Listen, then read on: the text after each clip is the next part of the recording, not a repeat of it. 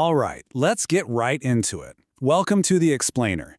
Today we're taking a really close look at the wildly complex mechanics of a fantasy planet that operates on a level I have rarely, if ever, seen. We're talking about Yaenddarr. This is a world where emotion isn't just something you feel on the inside, it's an actual physical law. I mean, it is the literal planetary infrastructure. So think about this for a second. What happens when a planet born from pure unconditional love is suddenly populated by off-world trauma? Just imagine an entire ecosystem designed to run purely on harmony, but then it gets flooded with unresolved alien baggage. What does the planet actually do with all that heavy emotion? Well, as we're about to see, its immune system has some pretty extreme and frankly terrifying ways of coping. So here's our roadmap for today. 1. The cosmic origins. 2. The Elysium Forest. 3. The town of drama. 4. Monsters born of trauma. And finally, 5. The rules of death. Okay, let's kick things off with Section 1, the cosmic origins, or the birth of a planet. Now, Yaenddarr isn't just, a giant rock floating around in a random solar system. It's actually a sentient manifestation of cosmic consciousness. And the whole thing started with Celestria. She's a primordial eon of lunar energy. Upon her birth, her very first emotion was love, the purest, most unconditional motherly love you could possibly imagine. And this overwhelming feeling generated a wave of creative energy that was so incredibly powerful, it literally birthed a living planet. So, from that massive initial burst of love that created the planet, Celestria then took her own essence to form a star, which birthed her son, Lycios. But here's the thing. For the planet to actually thrive, it needed a lifeblood, right? So, by combining the spiritual energy of the ethereal Fae with Celestria's own lunar water, they created Elixir. This is the magical water that flows all throughout the planet, maintaining its super delicate balance. Moving right along to Section 2, the Elysium Forest, a completely harmonious ecosystem. It's actually amazing to look at how perfectly structured the symbiotic relationships are here. Take the Florians, for example. They're these plant-like humanoids who build floating tree houses and communicate directly with the flora itself. They live in absolute perfect harmony with the Elixir life force. Then you have the Elysium dire cats, these graceful guardians that can actually shrink down in size for stealth, which is pretty cool, and they possess natural healing abilities tied directly to the forest. And of course, the Fae. Their ethereal magic is literally part of the chemical recipe that makes the Elixir water so powerful. It is an ecosystem in perfect, utter equilibrium. All right, Section 3. The town of drama, better known as Autumn Falls. So Autumn Falls exists in this state of perpetual autumn. We're talking amber leaves, soft romantic lanterns everywhere, and this constant sensual soundtrack playing in the background that only the locals can actually hear. Now to outsiders, this town seems completely unhinged. It's basically a real-life telenovela. This is a place where love triangles are practically treated like a seasonal weather event. Gossip isn't a bad habit, it's a competitive communal sport. Dramatic public confessions and weekly marriage proposals, that's just a normal Tuesday afternoon for them. And the main culprit behind all of this chaos? It's the enchanted Lover's Fall water. Listen, if you are a traveler visiting here, the local advice is very clear. Do not drink the water unless you plan to stay forever.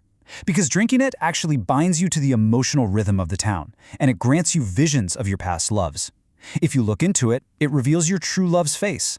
And bathing in it, oh boy, you basically become a walking magnet for romance, chaos, and completely unexpected admirers. Even the local bakery's signature pie induces this intense, euphoric nostalgia and makes emotional music play in your head with every single bite. And all of this creates a wild cultural dynamic when you compare them to their neighbors. Autumn Falls is completely fueled by intense passion and drama, right? But ironically, most of its residents actually originally hail from a neighboring town called Pine Brooks. Because Pine Brooks natives are shaped by these very wholesome, emotionally grounded trials, they are highly revered. If you move from Pine Brooks to Autumn Falls, you instantly become a romantic icon. The local saying literally goes, if you want a good heart, find someone from Pine Brooks. If you want a good story, go to Autumn Falls. Which brings us to Section 4, Monsters Born of Trauma and the Dark Consequences of This Magic. Okay, remember that question we started with? What happens when off-world pain enters a world built purely on love? Well, here is exactly how the system fails. Elixir water is inherently designed to purify souls by stripping away fear and agony. For the natives, this works perfectly fine, but when an off-worlder soul enters that water, their complex, unresolved alien trauma is just way too much for the system to handle. The elixir tries to filter it, but it ends up converting that trauma into this hyper-corrupted sludge called Ixor. This Ixor sludge flows downstream, completely mutates the savage jungle, and pools into these things called Ixor wells. And from these wells, shadows are born. They are essentially living trauma, violently unstable, and entirely capable of destabilizing the entire planetary biome. But wait, the shadows aren't even the only threat out there. Out in the desolate wildling field, we find the Pharaoh. These are predatory creatures locked in a mesmerizing but incredibly brutal cycle called the rite of rage and rebirth. First, they emerge from the lakes as just complete mindless avatars of fury. Then, they enter the crucible. This is a gauntlet where they literally devour each other in these endless violent death loops. But here's the crazy part. This isn't just random chaos. It's a precise ritual. The Elixir lakes filter their fury with every single death. Slowly, over months of this agonizing cycle, the rage is entirely burned away. Finally, the beast emerges not as a monster, but as a cleared one. As the local lore so beautifully puts it, it becomes rage that learns to breathe and walks with intention. And that leads us to our final act, Section 5, the Rules of Death, or as I like to think of it, a bureaucracy of rebirth. So, death on Yaenddarr is not random, and it is definitely not permanent. It is actually a highly structured curriculum. It's a literal bureaucracy. Which path of resurrection you end up taking depends on a super rigid set of factors. Things like how you died, what happened to your physical body, what your current death count is, and even your cultural alignment. Every single community literally builds public incinerators and river ramps just to make absolutely sure bodies are sorted correctly into the system. Now, this whole system leads to the ultimate planetary survival rule. Natives can safely be placed in the Elixir waters for a sacred automatic resurrection that just seamlessly erases their trauma. But off-worlders, they absolutely must be cremated. Remember the shadows we just talked about? If an off-worlder's body touches the Elixir, it basically triggers planetary ruin. So cremation safely bypasses the water entirely and sends their soul straight into the Darkwood realm where they can process their fear and trauma safely. It's not a prejudice thing at all. It's just a strict planetary contract to keep everyone alive. But what happens if you've died a lot, like say 6 or more times? Well, you end up in Phantasm. And I absolutely love this detail. Phantasm is this endlessly entertaining, neon-lit mega metropolis for the dead. It is essentially Vegas for ghosts. Once you resolve your trauma, you wait here for a Reaper to assign you a brand new body, but because the city is so chaotic, indulgent, and just plain fun, souls often postpone their return for years. Death literally becomes a voluntary lifestyle choice.